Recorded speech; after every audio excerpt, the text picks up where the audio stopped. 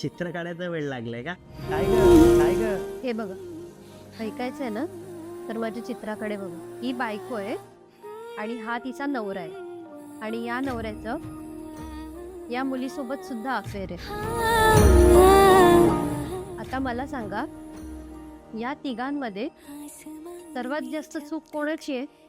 नक्कीच बायकोची चूक आहे. कारण तिला सगळं माहितीये तरी ती का गप्प बसलीये? अच्छा, बायकोची. मला सांग, ती शांत बसलीये कारण तीच त्याला संधी देते. जर तिचा स्वाभिमान असता तर ती गप्प बसली असती का ग?